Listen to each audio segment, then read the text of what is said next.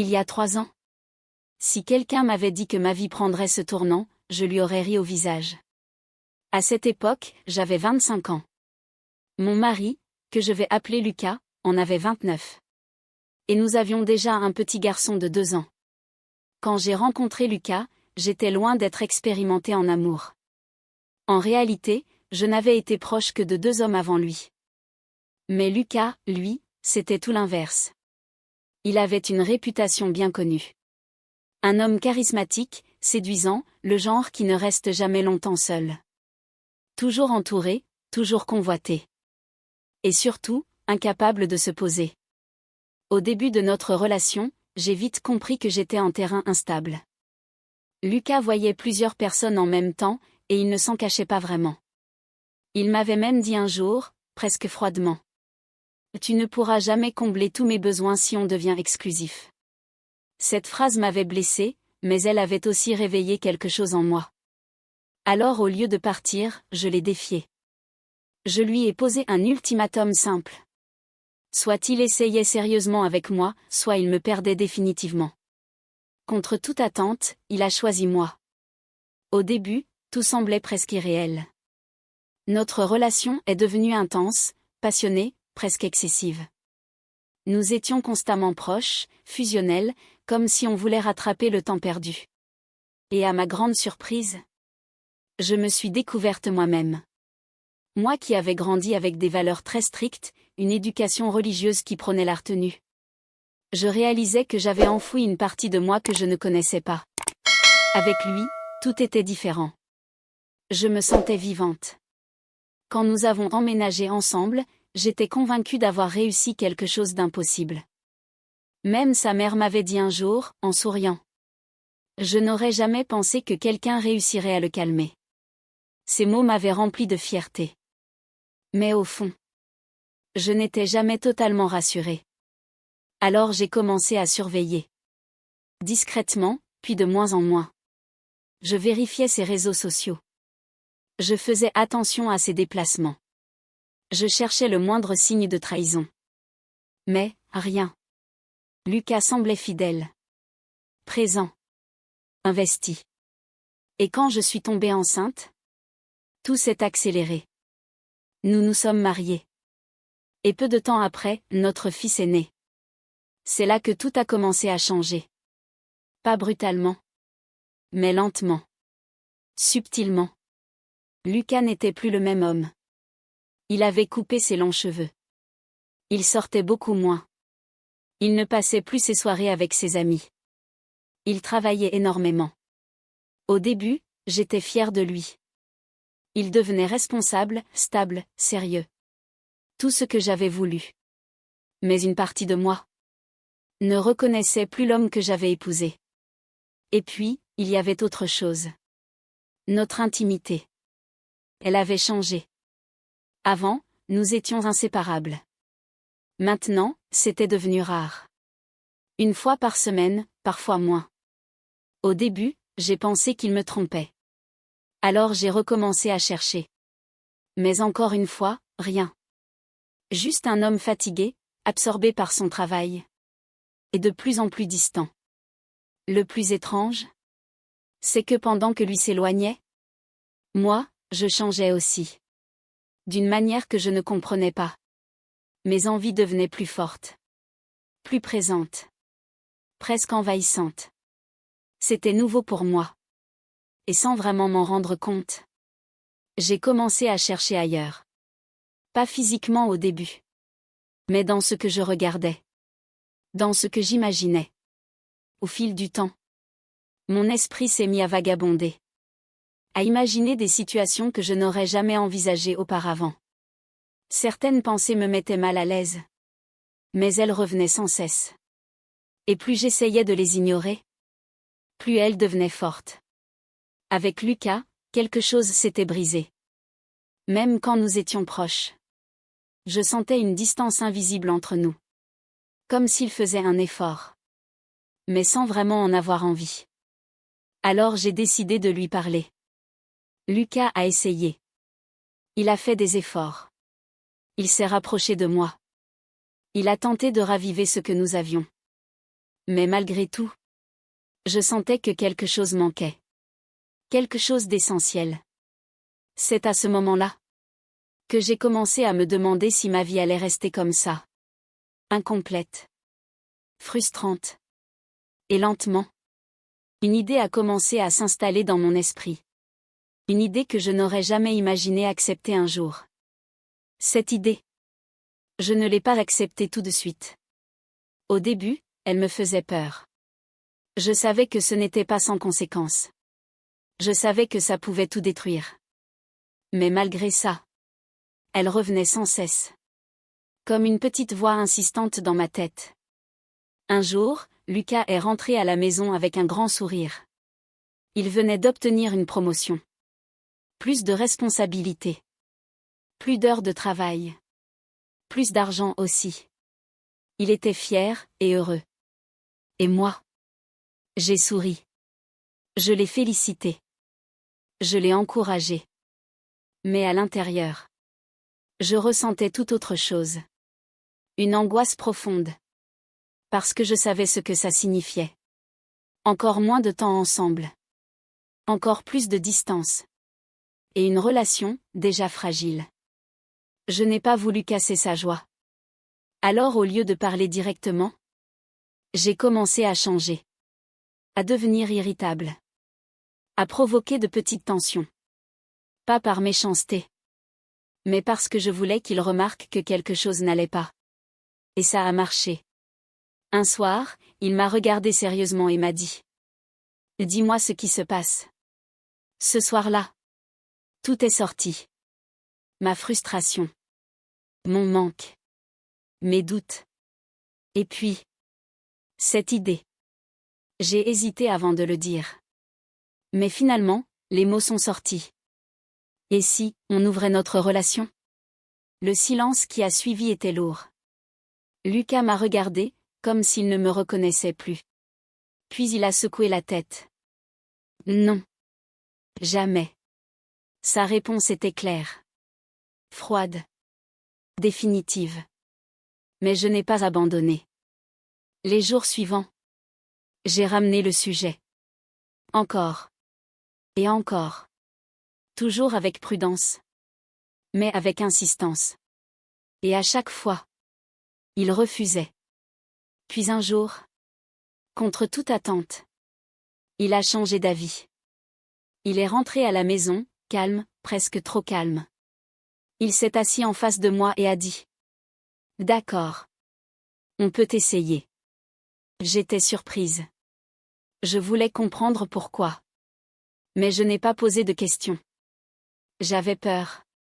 Qu'il revienne sur sa décision. Très vite, j'ai commencé à me renseigner. J'ai lu des témoignages. Des règles. Des conseils. Je voulais faire les choses bien.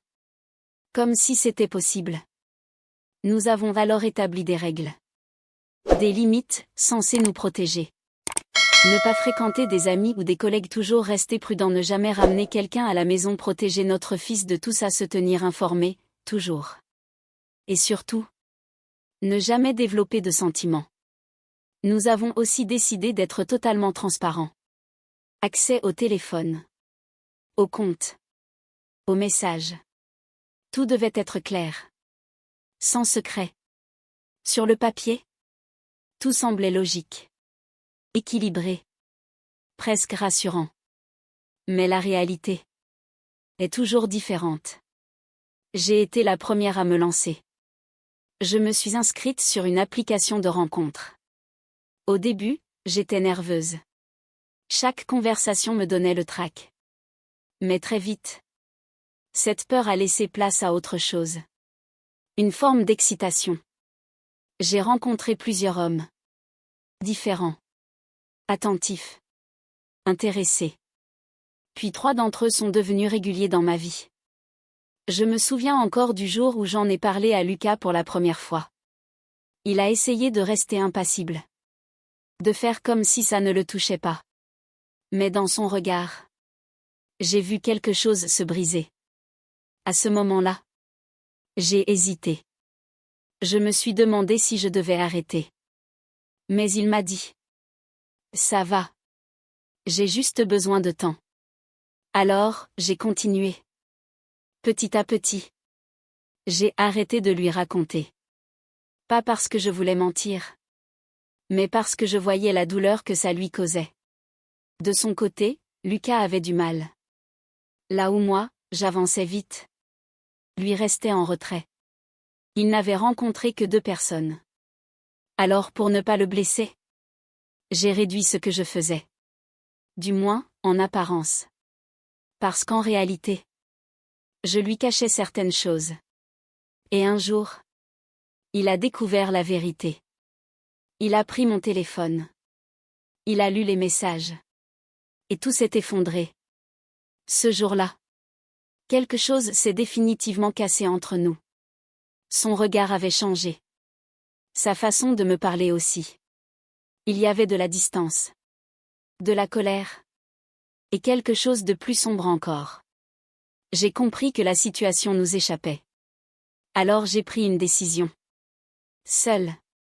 J'ai dit. On arrête. On ferme la relation. Mais Lucas a refusé. Son ton était dur. Presque froid. Non. Pas maintenant. Il disait vouloir se rattraper. Il parlait de justice. D'équilibre. Il était convaincu que je lui avais caché bien plus que la réalité. Et à partir de ce moment-là, tout a commencé à se dégrader. Vraiment. Après cette dispute, plus rien n'était comme avant. Lucas n'était plus le même. Il rentrait tard. Très tard. Parfois sans prévenir. Parfois sans même me regarder. Entre nous, le silence avait remplacé les discussions. Et quand on parlait, c'était pour se disputer. Il me reprochait tout. Mes choix. Mes mensonges. Mes décisions. Un jour, dans une dispute, il m'a lancé. Tu as tout sali, je ne peux plus te voir comme avant. Ces mots m'ont marqué. Profondément. Parce que je savais qu'une partie de lui disait vrai. Notre relation intime avait complètement disparu. Mais ce n'était pas seulement de la distance. C'était comme si quelque chose en lui s'était fermé. Définitivement. De mon côté, je me sentais seule. Perdue dans une maison devenue froide. L'ambiance était lourde. Tendue. Chaque jour ressemblait à un champ de bataille silencieux. Et au milieu de tout ça, j'ai fait une erreur. J'ai cherché du réconfort ailleurs. Encore. Mais cette fois, ce n'était pas juste une distraction. C'était un refuge. Un des hommes que j'avais rencontré auparavant est revenu dans ma vie. Avec lui, tout semblait plus simple. Il m'écoutait. Il me comprenait. Il me donnait l'attention que je ne recevais plus chez moi. Je savais que c'était dangereux. Je savais que je franchissais une ligne. Mais à ce moment-là, j'avais l'impression de ne plus avoir d'autre choix. Quand Lucas a appris la vérité, il n'a même pas crié. Il n'a pas fait de scène. Il a simplement dit. C'est fini. Le divorce a été rapide. Sans conflit. Comme si tout était déjà brisé depuis longtemps. Nous n'avions pas beaucoup de biens. Seulement la maison. Et surtout, notre fils. La garde principale m'a été confiée. Lucas, lui, a accepté de subvenir à ses besoins. Et comme ça, notre histoire s'est terminée. Mais le plus dur, ce n'était pas la séparation. C'était après. L'homme pour qui j'avais tout risqué n'était pas celui que j'imaginais. Quand j'ai commencé à vivre avec lui, j'ai découvert une autre personne. Moins attentionnée. Moins présente. Presque étrangère. Ce qui me semblait parfait de loin n'était qu'une illusion. De son côté, Lucas a refait sa vie. Il a trouvé un meilleur travail. Et il a rencontré une autre femme. Le plus troublant, c'est qu'elle me ressemblait. La première fois que je les ai vus ensemble, en déposant notre fils, j'ai ressenti quelque chose de difficile à décrire. Ce n'était pas seulement de la jalousie. C'était du regret. Parce que cette vie, c'était la mienne avant. Celle que j'avais construite. Celle que j'avais laissée s'effondrer. J'ai fini par quitter l'homme avec qui j'étais. Puis, j'ai enchaîné les relations. Sans vraiment réfléchir. Sans prendre le temps de guérir. Pendant 2 ans, j'ai essayé de combler un vide. Mais plus je cherchais, plus je me perdais. Alors un jour, j'ai arrêté. J'ai pris du recul. Et j'ai commencé à me poser une question simple. Comment j'en suis arrivée là? Aujourd'hui, il y a une chose dont je suis certaine. Si je pouvais revenir en arrière, je ferais tout différemment. Je ne sais pas comment certaines personnes arrivent à faire fonctionner ce genre de relation. Mais pour moi, ça a tout détruit. Mon couple, ma stabilité, et une partie de moi-même. Parce qu'au fond, la personne que je suis devenue n'est pas celle que j'aimais. Merci d'avoir suivi cette histoire jusqu'au bout. Si elle vous a touché, n'oubliez pas de laisser un pouce bleu, de vous abonner et de partager autour de vous. On se retrouve très bientôt pour une nouvelle histoire encore plus intense.